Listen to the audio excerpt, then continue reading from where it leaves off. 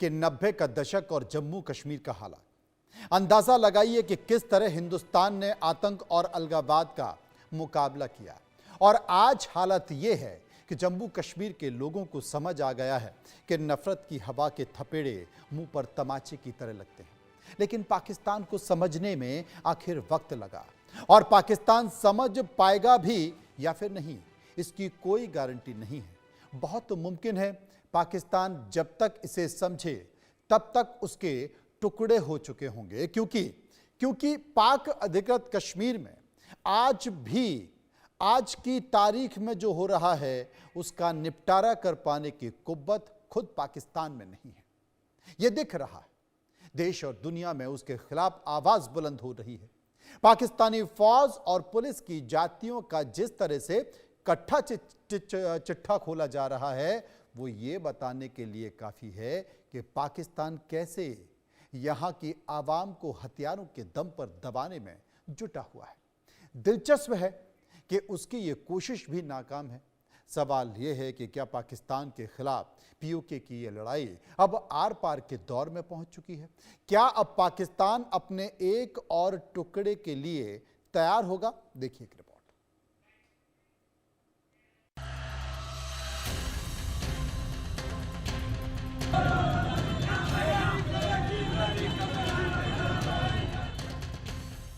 बोए पेड़ बबूल का तो आम कहां से होए, यही सच है पाकिस्तान की इन तस्वीरों का। हिंदुस्तान में अलगाववाद की आग लगाने वाला पाकिस्तान अब खुद उसी आग में किस कदर झुलस रहा है, ये तस्वीर उसकी बानगी है। आज़ादी, उर्दू और मजहब के नाम पर हिंदुस्तान में जम्मू कश्मीर को भड़काने वाले पाकिस्तान अब अपने कब्जे वाले जम्मू कश्मीर को बचाने के लिए छटपटा रहा है।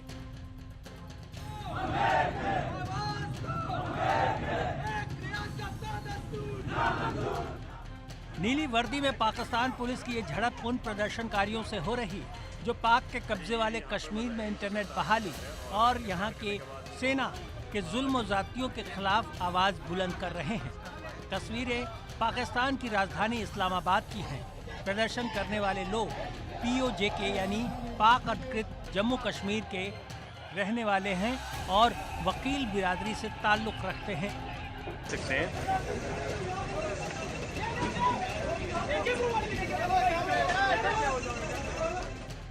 नेशनल प्रेस क्लब पर अपना विरोध प्रदर्शन करने कश्मीर एक्शन कमेटी की अपील पर पहुंचे इन लोगों पर पुलिस ने हमला कर दिया।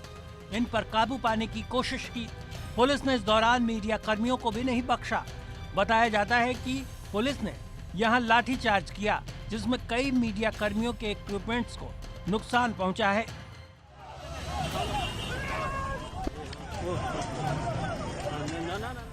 पुलिस के इस एक्शन के खिलाफ अब पाकिस्तान में गुस्सा है। इसे लेकर पाकिस्तान के मानवाधिकार संगठन और पत्रकारों ने अपनी नाराजगी जताई है।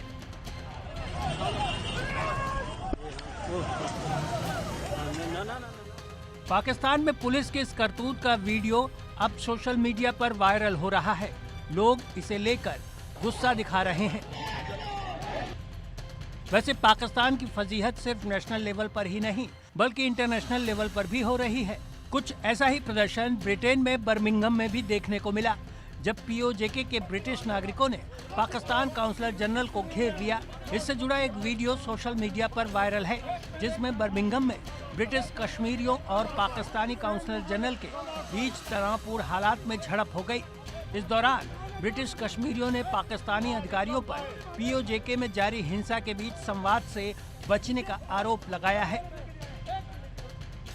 वीडियो में देखा जा सकता है कि ब्रिटिश कश्मीरियों को देखने के बाद पाकिस्तान का काउंसलर जनरल भाग निकला। काउंसलर जनरल को पीछे के दरवाजे से निकलते और अपनी गाड़ी में तेजी से बैठते हुए देखा जा सकता है, जबकि प्रदर्शनकारी उससे पीओजेके में हाल में हुई नागरिकों की मौत और घायलों को लेकर जवाब मांगते दिख रहे हैं। ब्रिटिश कश्मीरी प्रवासी समुदाय से जुड़े प्रदर्शनकारियों को गुस्से और विश्वासघात की भावना जाहिर करते हुए यहाँ सुना जा सकता है। वो पाकिस्तानी अधिकारियों पर जवाबदेही से बचने का आरोप लगा रहे हैं। वीडियो में एक प्रदर्शनकारी गाड़ी की ओर चिल्लाते हुए कहता है, हम आपसे बात करना चाहते हैं, बाहर आइए, खिड़की नीचे कीजिए, हमारे लोग मर रहे हैं और आप हमसे बात तक नहीं कर सकते।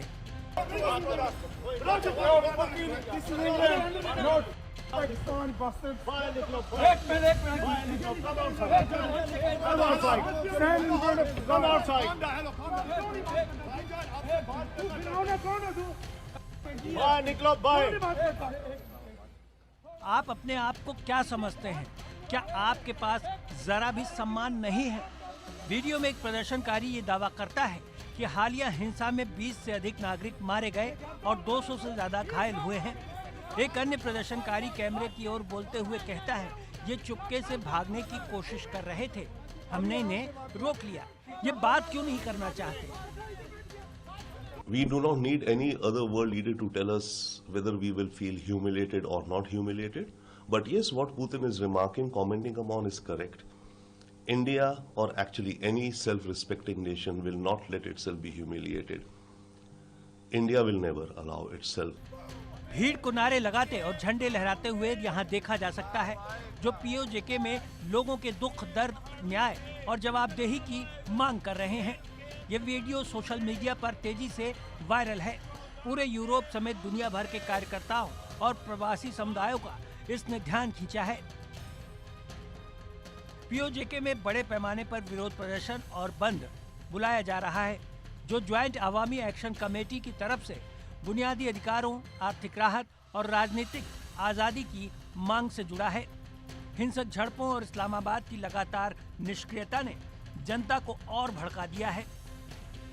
वहीं पाकिस्तान के इन हालात पर भारत की तरफ से भी प्रतिक्रिया आई है। इस मामले को लेकर विदेश मंत्रालय की तरफ से बयान भी जारी किया गया है। क्या कहा गया है, आप भी सुनिए। Coming to your question, we have seen reports on protests in several areas of Pakistan-occupied Jammu and Kashmir, including brutalities by Pakistani forces on innocent civilians. We believe that it is a natural consequence of Pakistan's oppressive approach and systemic plundering of resources from these territories, which remain under its forcible and illegal occupation. Pakistan must be held accountable for its horrific human rights violations. बहरहाल पाकिस्तान की मुश्किल ये है कि वो इन मामलों में न तो घरेलू स्तर पर निपट पा रहा, न ही दुनिया के किसी मंच पर। जिनेवा में भी यूकेपीएनपी यानी United Kashmir People's National Party के नेताओं ने अंतर्राष्ट्रीय दखल की मांग की है और पाकिस्तान पर विरोध की आवाजों को दबाने का आरोप लगाया है। ये सारे हालात बताते हैं कि पाकिस्तान ने सिर्फ दहशतगर्दी का बीज बोया है और अब उसी की फसल काट रहा। उसके अंदरूनी मसलों ने पूरी तरह पाकिस्तान को एक्सपोज कर दिया है। Bureau report, India news. अब देश का सवाल क्या है? देश का सवाल है कि पीओके में उबाल पाकिस्तान के लिए आखिरी चेतावनी है। देश का सवाल है कि पाकिस्तान से पीओके का टूटना क्या वाकई तय है? देश का सवाल है कि रस्म अदायगी बाकी है। शाहबाज मुनीर के लिए ताबूत का कील बनेगी पीओके की बगावत। इन तमाम मुद्दों के इर्द गिर्द आज हम चर्चा करेंगे, समझने की कोशिश करेंगे। मेरे साथ कुछ मेहमान हैं, मैं आपका परिचय करा देता हूं। मेजर जनरल रिटायर्ड AK सिबाज साहब, जो कि डिफेंस एक्सपर्ट हैं। दीपक बोरा साहब, जो कि पूर्व राजनयिक हैं। इसके साथ साथ अमजद अयूब मिर्जा, जो कि पीओके एक्टिविस्ट हैं। उनसे समझने की कोशिश करेंगे। सबसे पहले मैं बोरा साहब के पास चलूंगा और उनसे जानने की कोशिश करूंगा, क्योंकि अक्सर इस तरह की बातें दीपक जी होती रहती हैं। हमने बलूचिस्तान में देखा, हमने खैबर पख्तूनख्वा में देखा, अब हम पीओके में देख रहे हैं। लेकिन ये कुछ बढ़ रहा है। करीब 15 लोगों की मौत हो गई है। वहां पर पुलिस वाले पिट रहे हैं। सेना की समझ में कुछ आ नहीं रहा है। पाकिस्तान ये कह रहा है कि हम आपके जिस तरीके से आप हमें ब्लैकमेल करना चाहते हैं, हम ब्लैकमेल नहीं होंगे। और पाकिस्तान की तरफ से ये भी संकेत आ रहे हैं कि भाई सुधर जाओ, और नहीं सुधरे तो फिर हम BLA और TTP के जो लोग हैं, जिन्हें हम आतंकवादी मानते हैं, उस तरह से फिर हम आपको ट्रीट करने लगेंगे। आप यहां के हालातों को देखते कैसे समझते हैं? सर, आपका बहुत बहुत धन्यवाद। बहुत अच्छा लगता है जब आपके चैनल पर होता हूं। उम्मीद करता हूं कि मेरी आवाज आप तक पहुंच रही है। बिल्कुल, बहुत बुलंद आवाज आ रही है। सुन पा रहे हैं मुझे? जी, थैंक यू। और फिर आपने जनरल सिवाज को बुलाया, जिनकी मैं बहुत इज्जत करता हूं, और फिर मिर्ज़ा साहब जो अकेले पूरी पाकिस्तानी फ़ौज के साथ जंग कर रहे हैं अपने लोगों के लिए। सो मिर्ज़ा साहब आपको भी मेरी तरफ से सलाम। सर मैंने 3 देशों में काम किया है जो टूट गए हैं, बड़े करीब से मैंने देखा था। Just give me a minute. Sudan में देखा है, इथियोपिया एरिट्रिया में देखा है, और मैंने इंडोनेशिया ईस्ट तिमोर में देखा है। ये जो मूवमेंट होती है, प्रोटेस्ट मूवमेंट, ये सिसेशन यानी अलग होने की मूवमेंट कब बनती है और इसका कारण क्या है? जो मैंने देखा है 4 चीज़ें होती हैं सर। एक आइडियोलॉजी होती है, एक धर्म होता है, रिलीजन, एक पॉलिटिक्स, और एक मार्जिनलाइजेशन। सबसे इम्पॉर्टेंट होता है मार्जिनलाइजेशन, कि आपके जो रिसोर्सेज हैं वो आपको नहीं दिए जा रहे, वो लूटे जा रहे हैं, और आपके सबसे गरीब कौम आपको माना जाता है। पीओके की सर बड़ी इंटरेस्टिंग फिगर्स मैं देख रहा था। पीओके, पाकिस्तान ऑक्यूपाइड कश्मीर की जो पर कैपिटा है वो पाकिस्तान की एवरेज की आधा है। यानी वहाँ पे कोई इन्वेस्टमेंट नहीं, कोई डेवलपमेंट नहीं। यहाँ तक कि ये जो इस समय बदमाश है, कोई अपने आप को शरीफ कहता है, उसने पाकिस्तान का जो बजट है पीओके का एलोकेशन 20% कम कर दिया है। कहता है आईएमएफ मुझ पे जोर डाल रहा है, लेकिन आईएमएफ नहीं डाल रहा, चाइना डाल रहा है कि जो पैसे तुमने वादा किया था सीपीईसी में लगाओगे वहाँ पे लगाओ, और पीओके गया अमृतसर के छोले खाने। This is the reality. अब क्या हो रहा है सर, जो मैं देख रहा हूँ, इस समय लोग सड़कों पे उतर आ रहे हैं, और जो पाकिस्तान की बड़ी सेना है, it's a completely useless army, ineffective. वो सर जो पाकिस्तान में बिजली का बल्ब बनता है ना, वो गर्मी ज़्यादा करता है, रोशनी कम देता है। तो मेरा मानना है सर कि अब लोग बगावत पे उतर आए। ये जो प्रोटेस्ट था अब ये एक सुनामी बन चुका है आज़ादी के लिए। याद होगा जब हमारी भी कश्मीर में समस्या होती थी तो पाकिस्तानी जितने डिप्लोमेट से जब हम लोग बातचीत, आज़ादी आज़ादी आज़ादी। अच्छा, आज जब ये लोग आज़ादी आज़ादी आज़ादी कह रहे हैं तो आपको क्यों तकलीफ हो रही है? ये कर्मा है सर, ये वापस आके काटता है इनको। अब मेरा मानना है सर, जो आपने पूछा मैं किस तरह देख रहा हूँ, इसको ये रोक नहीं पाएंगे। सेकेंडली, पाकिस्तान की आर्मी टूट जाएगी सर, एक कू होगा military with in the military, और ये जो मुल्ला मुनीर है इसको बाहर निकाल दिया जाएगा, किसी और को आना पड़ेगा, लोग जिसको स्वीकार करते हैं। मेरा नहीं ख्याल ऐसा कोई व्यक्ति मिलेगा। बट जो पाकिस्तान, अगर कोई होशियार आदमी आता है इस्लामाबाद में, वो बोलेगा कश्मीर के लोगों को, पीओके के लोगों को, देखिए जो ऑटोनॉमी हम आपको दे सकते हैं शॉर्ट ऑफ इंडिपेंडेंस वो दे देंगे। आप अपनी विदेश नीति चलाओ, अपना बजट बनाओ, अपने इंटरनेशनल रिलेशंस बनाओ, यूएन के एसोसिएट मेंबर बनो, ये करो, वो जो कुछ हम दे सकते हैं आपको देंगे। कृपया हमसे अलग मत हो जाइएगा। जबकि वहाँ के लोग जो देखते हैं भारत में क्या हो रहा है, भारत की कश्मीर में जो खुशहाली है, पूरा कश्मीर हमारा, जो हिस्सा हमारे कब्जे में, हमारे एडमिनिस्ट्रेशन में हमारे पास है, जब वो देखते हैं सर, सिर्फ बॉर्डर तो है, बॉर्डर के उस पार आपको झांकना है और आप देखते हैं क्या खुशहाली है वहाँ पर। शॉपिंग मॉल्स हैं, ये है वो है, वहाँ की शिकारा पे लोग जाते हैं, जबकि पीओके में सिर्फ दहशत गर्दी है। पाकिस्तानी आर्मी को एक चीज़ आती है, अगर कोई प्रोटेस्ट करता है बात मत करो, सर फोड़ो। ये चाइना की भी पॉलिसी है। तो वो दोनों एक ही तरह के चोर हैं और ये करते जाएं। सो मिलिट्री कू विद इन अ कू आएगा, ये जो बदमाश शरीफ है ये चला जाएगा, और कोई लीडर आएगा जो कहेगा ऑल राइट पीओके वालों, जो आपको चाहिए मुझसे ले लो, पर कृपया अलग मत हो। जबकि अब मेरा मानना है देर हो चुकी है सर, वहाँ के लोग खुद चाहते हैं कि वो माँ भारती के पास लौट आए। चलिए, मिर्जा साहब मेरे साथ मौजूद हैं, उन्हीं के पास चलूंगा। मिर्जा साहब, क्या वाकई पीओके के लोग चाहते हैं कि मां भारती के साथ आ जाएं? इसके साथ साथ जितनी भी मांगे वहां पर मांगी जा रही हैं, डिमांड की जा रही है, आवामी एक्शन कमेटी के द्वारा ये कहा जा रहा है कि किस चीज़ का पैसा, 17 अरब रुपए किस लिए दे दें, वहाँ पर जो मांगे हैं वो मांगे जायज़ नहीं है, तमाम तरह की बातें इस तरह से की जा रही हैं। आप क्या मानते हैं? मैं ये कहूँगा कि ये दाग दाग उजाला, ये शब गुज़ीदा सहर, ये वो सहर नहीं था जिसका इंतज़ार, चले चलो कि अभी वो मंजिल नहीं आई। ये आज़ादी का आंदोलन नहीं है, ये आज़ादी की पुकार भी नहीं है। नीचे नारे लगते हैं आज़ादी आज़ादी के, युवा है, जेन ज़ी है, वो गर्म जोश गर्म खून है, वो नारे ज़रूर लगा रहे हैं नीचे। लेकिन जो जॉइंट अवामी एक्शन कमेटी की ये जो हड़ताल है, आज 5वां दिन है और जो ये 6ठा दिन गालबन, और ये जो लॉन्ग मार्च हो रहा है और जो प्रोटेस्ट हो रहे हैं, ये आज़ादी के लिए नहीं हो रहे।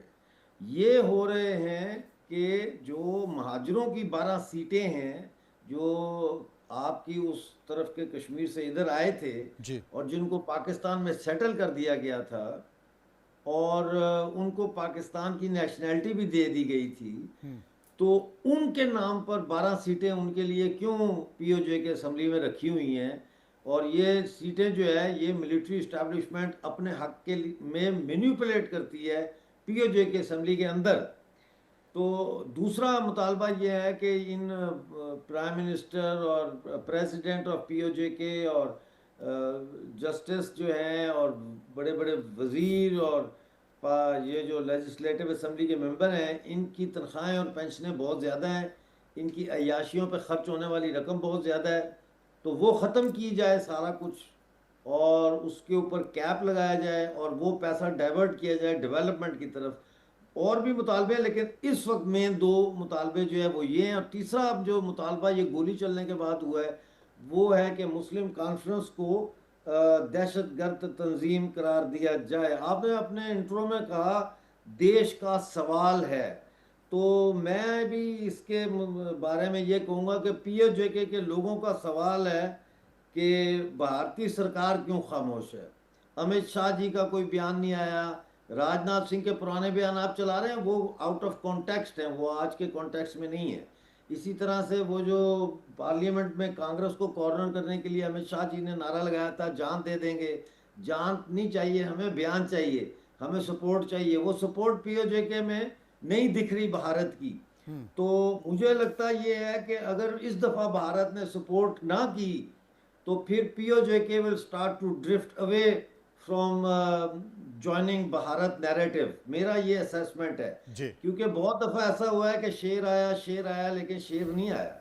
पिछली दफ़ा भी जब 3 लोग हमारे मारे गए थे 13 मई 2024 में, तो उस वक्त भी लोगों की बहुत बड़ी तादाद थी जो बड़े पुरजोश थे कि बस अब इंडिया ने हमें आज़ाद करवा लेना है। फौजें नहीं भेजे लेकिन ऐलान कर देना है, हमारे हक में बयान देने हैं, लेकिन ऐसा कुछ नहीं हुआ। इतना भी नहीं बीजेपी की सरकार कर सकी कि पाकिस्तानी हाई कमिश्नर को एक्सटर्नल मिनिस्ट्री अफेयर्स में बुला के उसको पूछे कि ये हमारे इंडियन सिटीजन्स पर तुम फायरिंग क्यों कर रहे हो।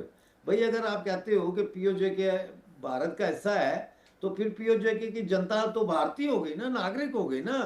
तो वो अब मुझे लग ये रहा है कि ये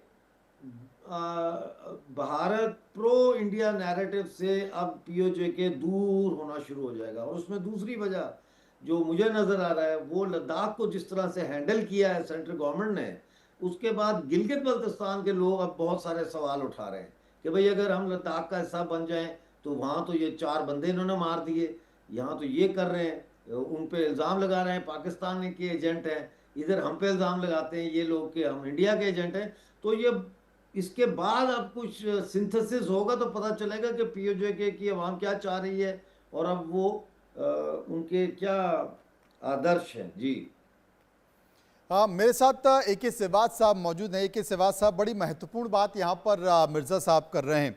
मिर्जा साहब कर रहे हैं कि ये सबसे सच बोलता हूँ, मैं लगी लिपटी बात नहीं करता। मैं ठीक है, मैं समझ गया। मिर्जा साहब ने कहा कि ये सबसे अच्छा समय है। पीओके में ये हालत है, पीओके में सरकार के खिलाफ, पाकिस्तान की सरकार के खिलाफ जनता पब्लिक लगातार बनी हुई है और पीओके के लोग भारत की तरफ देख रहे हैं। हाल के कुछ दिनों में देश के रक्षा मंत्री राजनाथ सिंह ने भी कहा था कि वो दिन दूर नहीं है जब पीओके के लोग कहेंगे कि हम भी भारत हैं। लेकिन मिर्जा साहब कह रहे कि ऐसे नहीं कहेंगे, उसके लिए भारत को कुछ करना पड़ेगा, भारत को बयान देना पड़ेगा, भारत को सपोर्ट करना पड़ेगा। आखिर मजबूरी क्या है? हाँ बिल्कुल, देखो मनोज, मिर्जा साहब अब से नहीं काफी समय से कह रहे हैं, इसमें कोई शक नहीं, मगर ये भी सच्चाई है। आप ग्राउंड सिचुएशन देखें कि अब धीरे धीरे जो बात ये कह रहे हैं वो होगा, क्योंकि सच्चाई है कि आप पीओजे के और गिलगित बाल्टिस्तान में लोगों के अंदर एक प्रकार से तूफान आ गया। भारत ने क्या कहा था, भारत के डिफेंस मिनिस्टर ने भी, राजनाथ सिंह ने, कि कहता कि भी हमने तो इशारा करने की जरूरत है, वहीं से आवाज आएगी, वहीं से लोग मिलना चाहते हैं। ये सच्चाई है कि ये पीओजे के और गिलगित बाल्टिस्तान भारत का हिस्सा है। ये 26 अक्टूबर 1947 में जब इंस्ट्रूमेंट ऑफ एनेक्सेशन महाराजा हरि सिंह ने अनकंडीशनली साइन किया था तो वो भारत का हिस्सा होगा।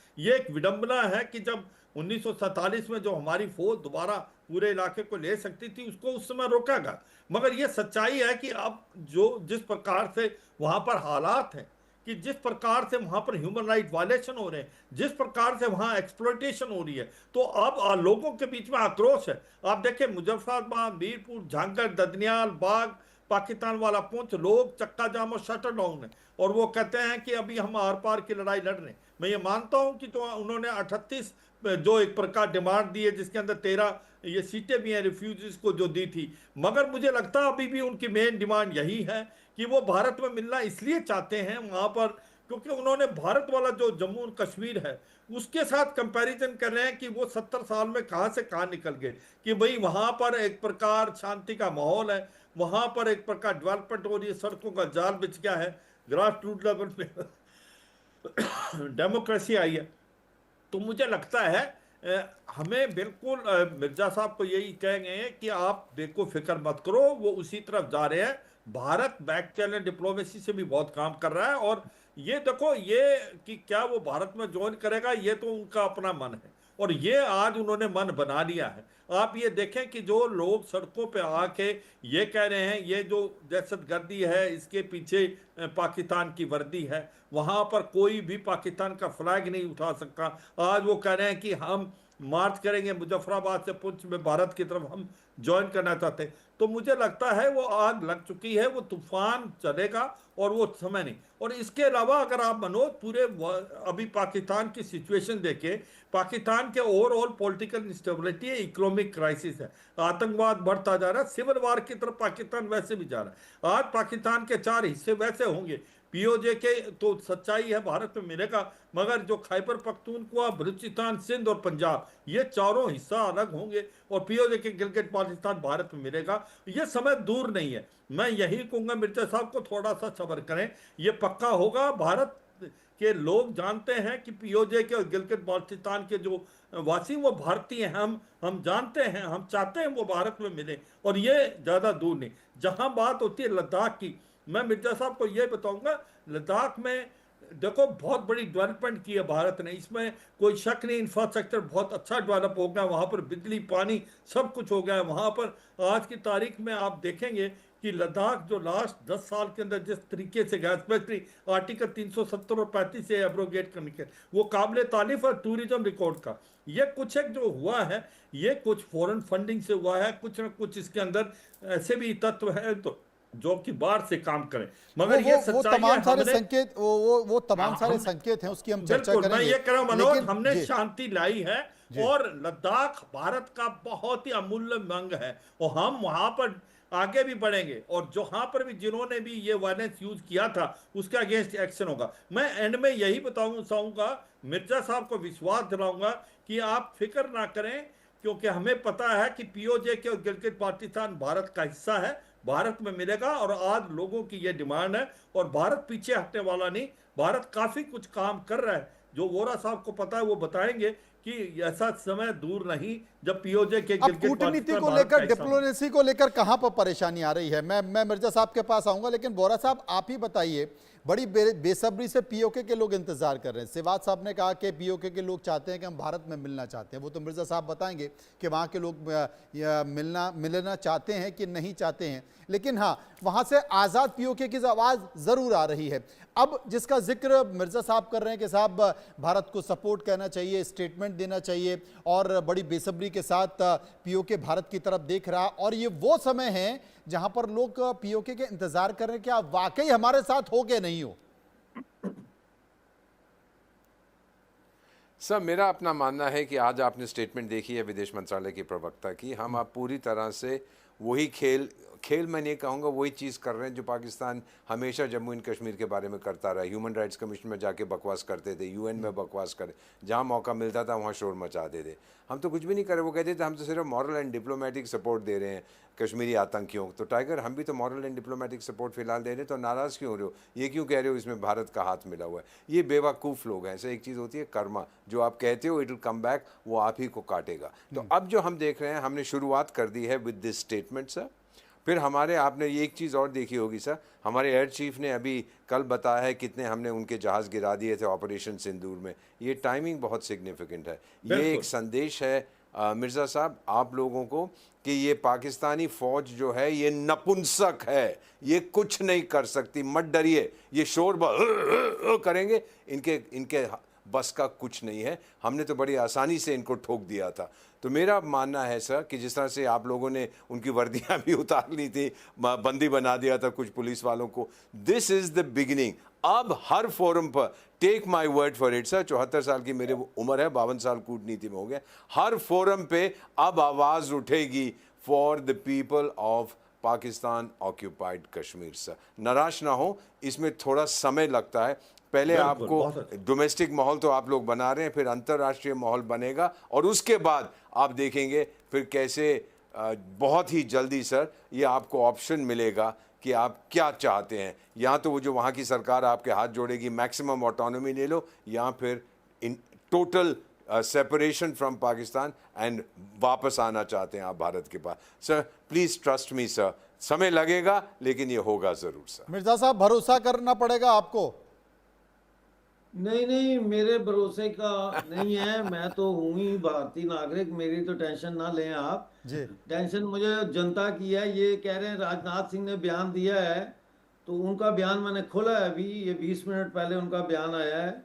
इसमें उन्होंने कहा है कि Rajnath Singh stern warning to Pakistan and the strategic importance of Sir Creek sector. इसमें पीओजे के आंदोलन की कोई बात नहीं है। बात यह है, मैं आपको एक बताता हूँ, आप यूं समझे ना कि मैं फॉरवर्ड पोस्ट पे भारत माता का सिपाही खड़ा हूँ जो कह रहा है मिलाओ खून मिलाओ, वो वॉर जोन से मैं फोन कर रहा हूँ, मैं कह रहा हूँ please send in reinforcements, send in reinforcements, और वो कह रहा है reinforcements are on their way, they are on their way, but they never arrive, they never bloody arrive, and my whole platoon is dead, and then I'm standing there, you know, looking left, right and center, you know what to do next. मैं आपको ये बताता हूँ, मेरा काम है अपने देश के साथ सच बोलना। मेरा काम यहाँ पे सनसनी फैलाना नहीं है, मेरा काम है सच बोलना, चाहे वो सच कितना ही कड़वा और मुझे बाइट बैक क्यों ना करने वाला हो। This is the last chance for India for a very very long time to come. कि अगर इस वक्त इंडिया ने आवाज नहीं उठाई पीओजे के लिए, आप भूल जाएं, फिर भूल जाएं, एक लंबे अरसे के लिए भूल जाएं। ये मेरी रीडिंग है ना। आप एक इंटेलिजेंस ऑफिसर को भेजते, लाएं, सबको लाएं, स्क्रीन पे दीपक साहब को भी लाएं और शिवाज साहब सर को भी लाएं, सबको लाएं ना, बैठे हम इकट्ठे, मुझे अकेले को ना दिखाए, जी ना, सबको लाए। देखिए, एक आप फील्ड में एक इंटेलिजेंस ऑफिसर को भेजते हैं कि जाओ रैकी करके आओ, पता चलाओ, वो आके आपको रिपोर्ट देता है, आप कहते हैं अबे दिल्ली दूर है, छोड़, बस ठीक है, ये रिपोर्ट उधर फाइल में लगा दो, यू नो, देखी जाएगी, तुम्हें क्या पता है, हमारे साहब लगे हुए काम। वो कह रहा है सर मैं वहां से ग्राउंड रिपोर्ट लेके आ रहा हूं सर। तो वो बात यह है, मेरा काम है कि मैं प्रॉपर जो हालात हैं वो बताऊं, मैं किसी यूफोरिया में ना रहूं कि नहीं नहीं पीओजे के का हर नागरिक भारतीय है और वो आ रहा है। मेरा ये है कि there are consequences of silence, there are consequences of holding back. I am talking like a fighter, like a defender of Bharat Mata, I'm telling you. Mirza साहब, आपका ये कहने का मतलब है कि पके हुए फल की तरह ये आपकी गोद में आकर नहीं गिरेगा, इसके लिए आपको कुछ करना पड़ेगा। भैया आप मुझे बताएं, बगैर दाई के बच्चा पैदा हो सकता है? मिडवाइफ के बगैर बच्चा पैदा हो सकता है? वोरा जी बता दीजिए। दीपक जी इसका जवाब देंगे। वोरा जी कैसे बताएंगे? वोरा जी की क्या बात है? वोरा जी बताएंगे कि इसके लिए कुछ करना पड़ेगा, नहीं करना पड़ेगा, भारत को कुछ स्टेटमेंट देना पड़ेगा, सख्त संदेश देना पड़ेगा, अंतरराष्ट्रीय मंचों पर इस मुद्दे को लेकर जाना पड़ेगा, क्या करना पड़ेगा? सर शुरू तो हो चुका है, आज विदेश मंत्रालय के प्रवक्ता ने जो कहा है, उसके बाद हमारे डिफेंस मिनिस्टर साहब ने भी जो कहा है, वार्निंग टू पाकिस्तान, किस एरिया के बारे में that you can talk about, लेकिन बेसिकली हम बता रहे हैं कि आप लोग जो है जो कुछ कर रहे हैं वो सही नहीं है, आप प्रोवोक कर रहे हैं। दूसरी चीज़ सर, मिर्जा साहब कह रहे थे कि अगर अभी नहीं किया तो फिर कभी नहीं। नहीं सर, ऐसा नहीं होता सर। इंटरनेशनल रिलेशंस में हम टाइम लिमिट नहीं रखते, क्योंकि समय तो हज़ारों साल चलता जाएगा। एक समय आ रहा है, बिल्डअप हो रहा है सर। देखिए कितने सालों से 1947 से लेकर कब तक पाकिस्तान ने कोशिश की थी कश्मीर के इशू को इंटरनेशनलाइज करें। क्या हुआ सर?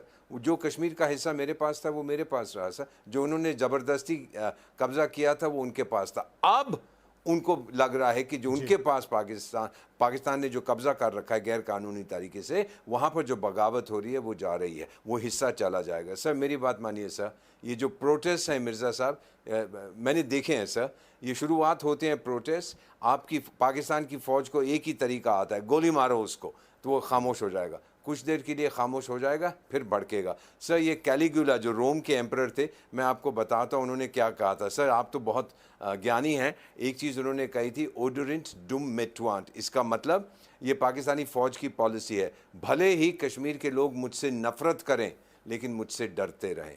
टाइम आएगा सर, डर तो खत्म हो जाएगा, नफरत खत्म नहीं होगी। और जब डर खत्म हो गया तो फिर इकबाल कहाँ रहा? सिवाज साहब मेरे साथ मौजूद है। जी, सिवाज साहब मेरे साथ मौजूद है। सिवाज साहब, मिर्जा साहब की बातों को आपने सुना, जवाब दीपक साहब ने दिया। वो कह रहे हैं कि कुछ तो करना पड़ेगा, और यकीन मानिए, मेरी बातों का भरोसा रखिए, पीओके के लोगों का जो सब्र है वो टूट रहा है, और अभी नहीं तो कभी नहीं। वो इस बात का भी जिक्र कर रहे हैं कि देश के रक्षा मंत्री का स्टेटमेंट आया है, वो स्टेटमेंट बिल्कुल उन्होंने सही कहा, वो स्टेटमेंट सर क्रीक विवाद को लेकर आया है, वो चेतावनी पाकिस्तान को दी है।